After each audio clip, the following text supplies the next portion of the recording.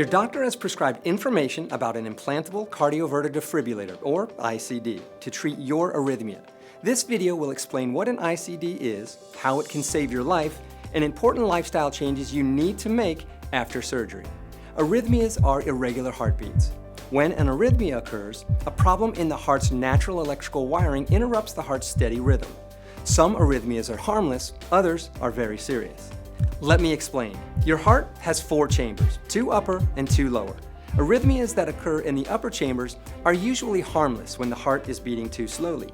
Serious, life-threatening arrhythmias usually occur in the lower chambers when the heart is beating too quickly.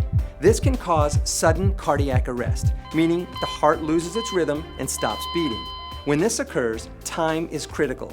If you do not receive a shock to restore the heart's rhythm within just a few minutes, you can die. ICDs can provide that life-saving shock. Think of it as an internal paramedic. In an emergency, the ICD detects the problem and shocks your heart right away to get it beating again. Valuable time is saved, and in many cases, so is your life. ICD implantation is lower risk than many other kinds of surgery. There is no cutting in or near your heart, and usually only takes a few hours. You will receive medicine to numb your pain and relax your nerves. An ICD is smaller than a deck of cards with a series of sensored wires that monitor your heart's rhythm. Your surgeon will make a small cut under your collarbone and insert a thin tube into a vein that goes to your heart. Then insert the wires and guide them through to your heart. A small pocket is made for the defibrillator. It is attached to the wires and placed in the pocket. Once X-rays confirm everything is in the correct position, the cut will then be closed and your surgery is done. After surgery, you may experience swelling, bleeding, bruising, infection, blood vessel or nerve damage, or a reaction to the sedatives.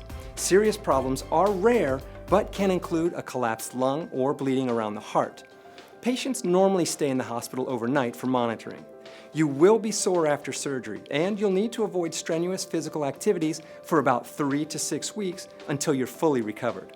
Afterward, you need to make some lifestyle changes. You'll have metal in your chest, so you'll set off metal detectors at airports and other secure areas. Let security know before you walk through.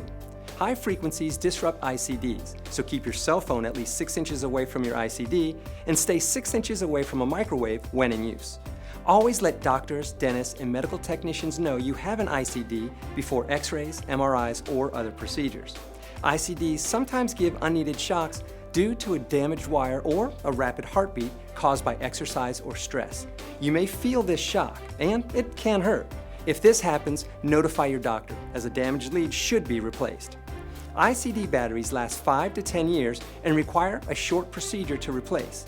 But to be safe, it's important to have your ICD checked every 3 to 6 months.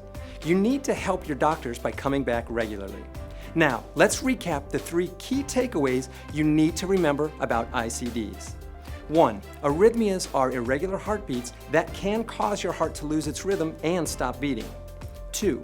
ICDs are implanted to prevent sudden cardiac arrest by shocking your heart back into rhythm. 3. Having an ICD requires changes like staying 6 inches away from cell phones and microwaves and visiting your doctor every 3 to 6 months. Take these 3 points to heart and take action for your health.